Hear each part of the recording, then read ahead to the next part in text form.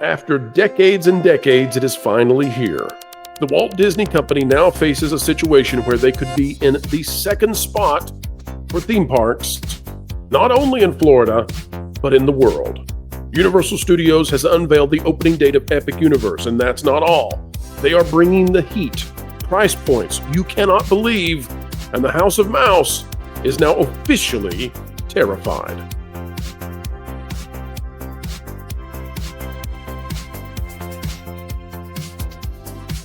Hello, ladies and gentlemen. Welcome back to the Pro Channel. We, as ever, endeavor to explain, you guessed it, entertainment and keep you ahead of the culture curve. Theme parks are our thing. Mispronounced on purpose, folks. It's fun here. It's a Friday. We hope you're having a good one. We know Vash Sky is. Welcome back, sir. Having a very good one indeed. And thank you so much for having me back talking about this incredible topic right here. It is going to upend the entire themed entertainment and amusement industry. We'll get down to that in just a moment. That's right. And folks, we've got Vash here because he is the expert when it comes to all things theme parks. Here's where we begin. Universal Orlando Resort on their X account says, Universal Epic Universe opens May 22nd, 2025 at Universal Orlando Resort. Select multi-day tickets and packages will go on sale October 22nd.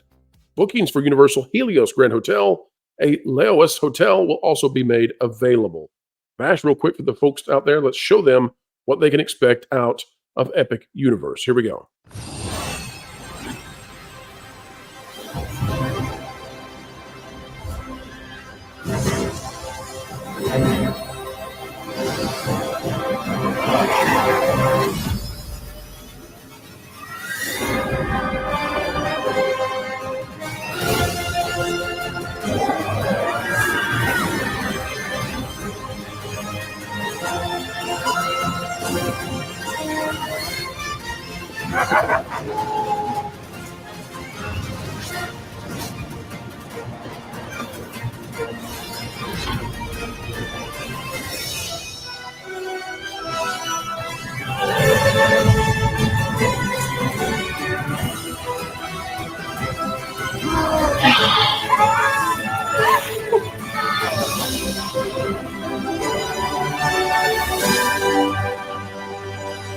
All right, Vash. Well, for those who didn't know, that's what they're going to be experiencing if they go to Epic Universe. The cool thing about this, Vash, is, of course, these lands are completely immersive. Once you're in them, they're all you see. They're all you do. They are completely surrounding, and that's going to let people really step into their imaginations. Vash, we've known about this, of course, but there are some big announcements that Epic Universe and Universal Studios made yesterday. Walk us through what some of the big announcements are and why Disney World actually could be in second place at least by 2026. Well, outside of the big one, which is that the park has been officially revealed to have an opening date of May 22nd, 2025. Outside of that big announcement, they've also made the announcement of what their official ticket packages are actually going to look like for this park.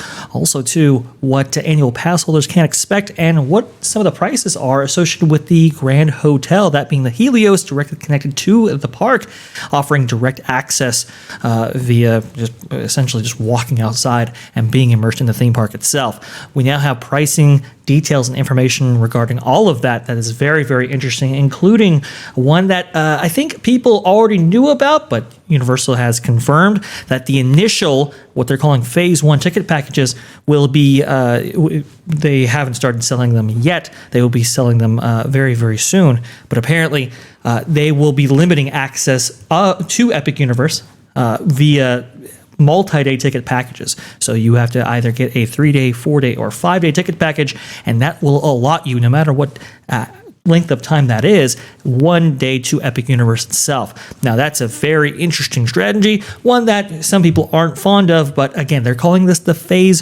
1 ticket strategy, and I think they're doing it twofold. One, to load balance amongst the resort itself so that nobody, overwhelms Epic Universe, while let's say, under visiting Islands of Adventure or Universal Studios Florida out there at Universal Orlando Resort.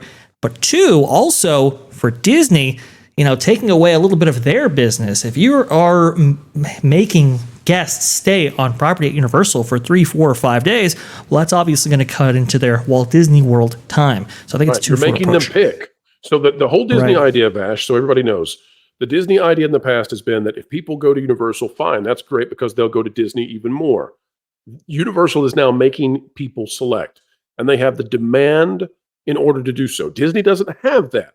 Folks often don't know that, according to what we're watching, it looks like to us that Disney has had declining attendance for 8 months straight. They're not in a strong position right now. And that's why Universal is sticking it to them even more. Take a look at this. It's out of the Disney Tourist blog. We've bragged about this website before. We continue to. Tom Bricker, the author, Universal's Epic Universe in-park hotel is cheap. And folks, it's not cheap in terms of the materials. It's not cheap in terms of the theme. It's cheap in terms of how much people have got to pay. On the heels of the Disney announcement that if you want the Lightning Lane Premium Premier Pass, you've got to spend $700 a night basically to have a deluxe resort. Then you get to pay $300+ per person per day to get all of that. It's amazing that Universal came out and just parried Disney. Disney makes that announcement the next day. Universal comes out and says, oh, by the way, our giant hotel in our brand new theme park, the largest theme park in North America, as soon as it opens, giving you full access to the theme park, it's going to be less than $400 per night. That is absolutely incredible. That is absolutely incredible. And it's not just that it's under 400, folks. How much is it, Vash? How much is this? Actually, $293 is what the Helios Grand Hotel is listed for. This is bonkers, Vash. $293 to stay in the brand new hotel in the brand new theme park. This is crazy. Yeah, it's a very low price. And again, that's for a 4-night stay. Obviously, it's going to be a little bit more if you go less than that. But to top out for a 4-night stay at $293 is quite insane value right there. Again, to give you an example. And again, if they're forcing people to get a 3-day, 4-day pass, absolutely, then it only makes sense that you would be getting the 4-night stay anyway. So I don't see this as too much of a problem. Yeah, and I think the additional benefit to staying on property too at a deluxe resort like the one featured here at the Helios might be that you get Express included, not for Epic Universe perhaps initially, but I believe that Express included perk might include Islands of Adventure and Universal Studios Florida. So that's an incredible value right there. Now, we have heard that this pricing that you're seeing on screen right here might have been taken off. They're doing something unusual right there, but I don't expect these prices to change all that much. Hopefully, it's some glitch or something that in which they maybe revealed too early or something. $293 is just astounding. Pro, if you want to go ahead and share my screen right. To put this into perspective, Ash, before we share your screen. Please, go ahead. $293. I mean, we're talking about a top-of-the-line hotel that is literally inside the theme park. Like, you can walk out of this and you're in the theme park. Yes. $293 is less than moderate resorts at Disney, okay? This is Absolutely. Less than the average hotel prices. And you're talking premium of all premiums. Here's your screen.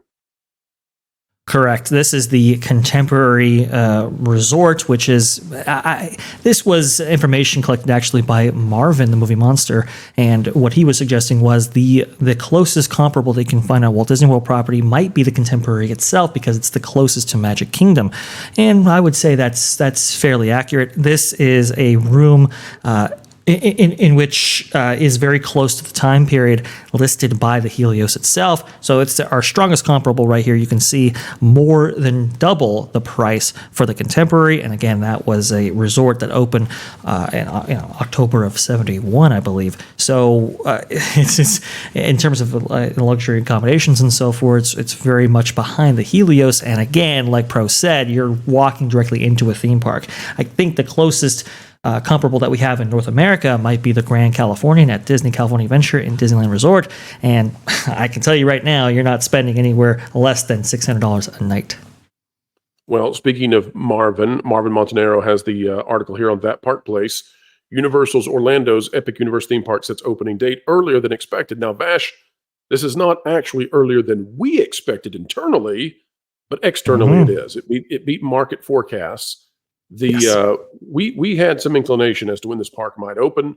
We believe that it actually was delayed a little bit because of the hurricane, but it's coming out. And I think based on what we've seen so far, Vash, whether it's the price that they're charging for the hotel, which is ludicrously low, whether it is forcing people to pick between Universal or Disney, unless you're going to stay for more than a week, basically, I think that Universal is all in on the win shot. They're going to take their chance now to knock Disney out of the top slot when it comes to theme parks. And if they beat them in Orlando, they don't just beat them in Orlando, because this is for all the marbles. I want people to understand how big of a deal this is. Vash, if they beat Disney, Disney has never, ever, ever lost since they set up shop in Florida. Magic Kingdom has been the biggest, most populated, most visited, most, well, what would you say, revenue generating theme park in the entire world for 50 years. That streak ends, perhaps, and if it does, I think it will be catastrophic for the Disney stock. What say you? Oh, I think it's going to be very catastrophic if that ends up being the case right there. In terms of outright beating Disney, in terms of annual attendance, I think we're a few years away from that, but I think they will be winning the price cap war. That is, I'm sorry, the per cap war, which is the amount guests spend per day while they're in your theme park. So it's not all about attendance. A lot of people get confused, like, oh, well, how can you have strong revenues but with attendance down, or vice versa? If the amount that guests are paying while they're at your theme park goes down or up, that's for investors, that's a quite a big deal. And as we saw with Harry Potter, for example, it didn't just there wasn't just a gravitational shift in people going from Walt Disney World to Islands of Adventure to experience Harry Potter back in 2010 when that opened. It was also the amount that they were spending. I mean, you had British families come over from the UK and spend $2,000-$3,000 on merchandise found within the Wizarding World right there. That wasn't out of the ordinary, and that really was what upset the apple cart in terms of Disney. I want to go ahead and read you this quote right here from the Wall Street Journal, talking about Moffett and Nathanson's estimates here. Universal Epic Universe could snatch about 1 million visitors from Disney during 2025 and 2026 and boost overall attendance at Universal's 3 parks in the area by more than 8 million, according to estimates made this year by Moffett and Nathanson. They're already suggesting that Epic Universe's opening is going to cannibalize Disney to the tune of 1 million visitors at least, and who knows what the actual numbers end up being. Well, that's 2025, Vash. So this opens in May and late May. So it really has 6 months to take on Disney. So if it just pulls away 1 million, so be it. We're not looking at 2025 as the time, really, that Epic Universe will defeat Disney. We're looking at 2026. And the reason for that is because we will get a fair 12-month to 12-month comparison between Universal Studios and Disney. And if Epic Universe takes the top slot away from Magic Kingdom, we're not sure, or if it allows Universal Studios to have all combined cumulatively with their parks a greater attendance than cumulatively Disney, that will be fascinating to see. Here's what I think could happen, Vash, and you tell me where I'm wrong. I think that you could see families go to Epic Universe, Islands of Adventure, Universal Studios proper for 3, 4, 5 days. And then they go to Magic Kingdom one day. And the other parks, this is where Disney's in danger. The other parks, Epcot, Hollywood Studios, Animal Kingdom, the parks that for so long they have either overlooked or actually damaged them with upgrades that really are downgrades, those parks have always been seen sort of as tag-alongs with the Magic Kingdom. They could no longer be tag-alongs because people could say, we're going to Universal and we'll stop by and see the castle. What do you think? Oh, I definitely agree with you. I think the center of gravity will shift officially in the Central Florida area regarding the theme park wars out there.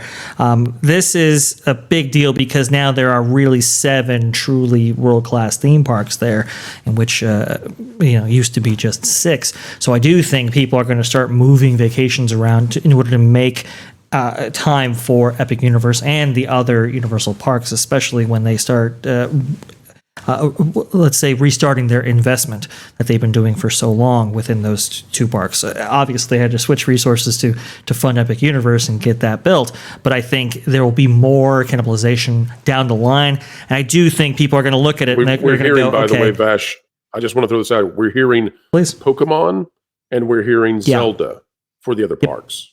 Yep. So we anticipate announcements. And we're anticipating big hotel opportunities. We're anticipating big, even phase 2 products for Epic Universe itself. I think they're not going to take the foot off the gas pedal per se. I think they're going to mash it down.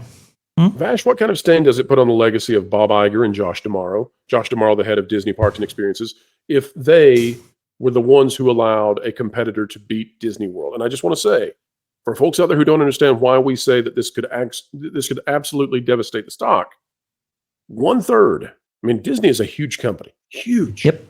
1/3 of all their profits come from Disney World. That's how big Disney World is. It's unbelievably huge and important for this company.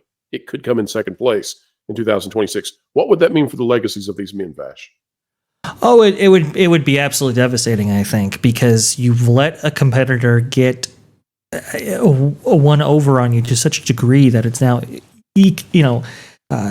eating into what you were talking about right there. Like you said, 1/3 of the operating income for the entire Walt Disney Company is generated by Walt Disney World itself. Beyond that, the parks division represents anywhere between any given year, I want to say 45%, anywhere between 75% in terms of the overall profit generated by the Walt Disney Company itself. The parks division is absolutely huge. It's the only thing funding Disney Plus and all these different things that they want to do on the entertainment side of the business. It all starts really and ends with the parks itself. So if in fact Universal, and I think they will, does the numbers that they expect, it will be a horrible stain on the legacies of Bob Iger and Josh D'Amaro to some extent, but mostly Bob Iger. He has been resistant, I must say, to the level of investment that was so common with his predecessor. Think about it, Pro.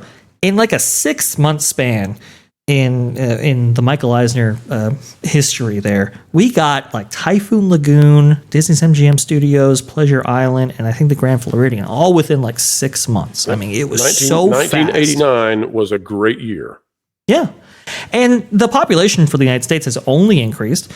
People have I don't want to say disposable income has increased, but there are big spenders who do want to have these kind of deluxe experiences, and Disney really hasn't catered to that to the extent that they've invested in the parks to give people something to come back to. They've nickel and dime just fine, and now we're hearing about Premier Lightning Lane and all that kind of stuff.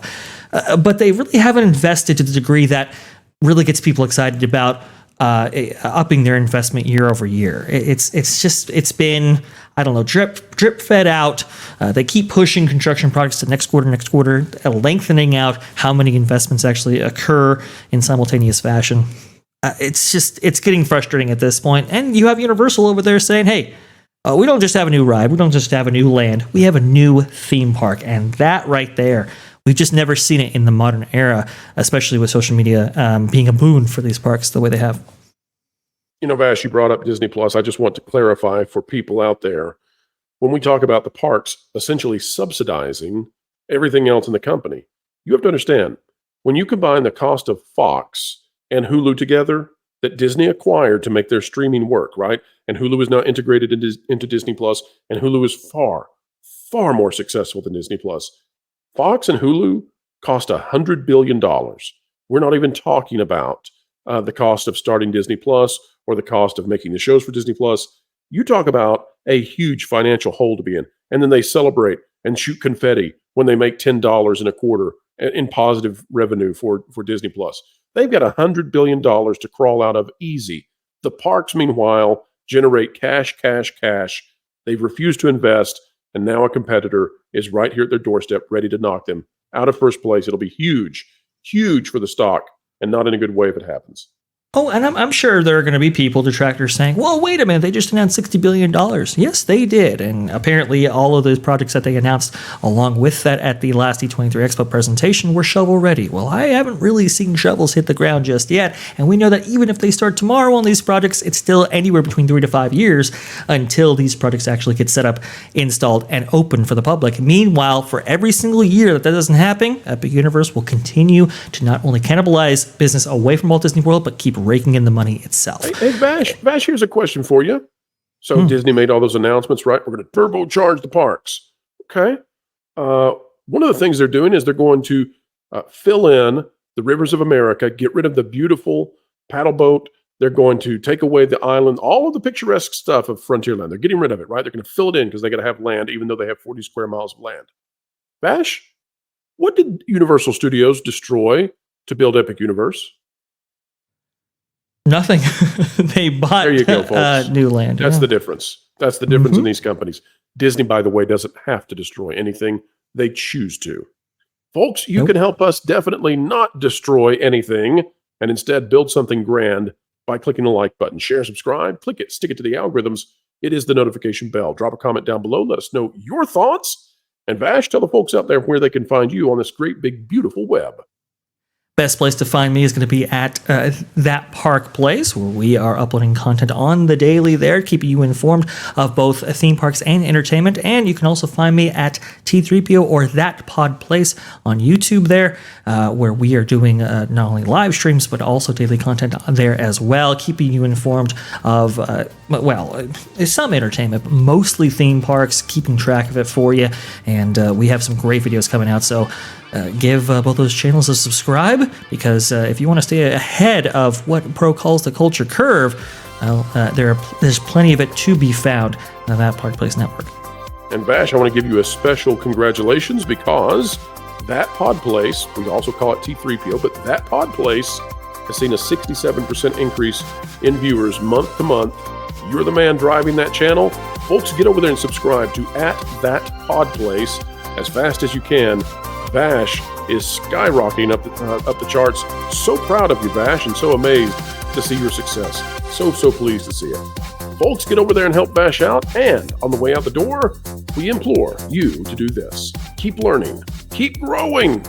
And heck, maybe it Epic Universe. Keep having fun. Okay, these colors just seem to conflict with your natural tone.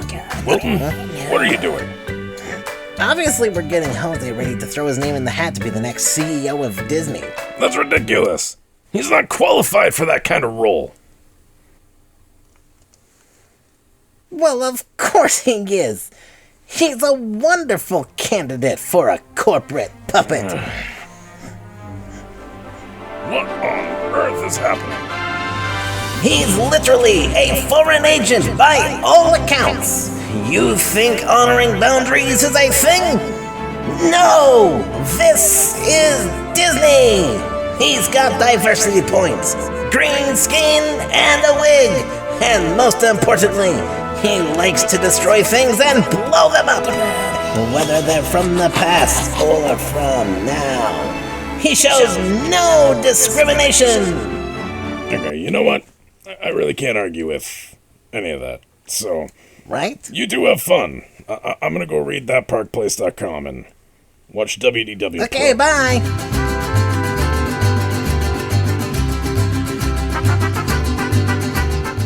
Okay, Jose, say magical experiences. I already hate this.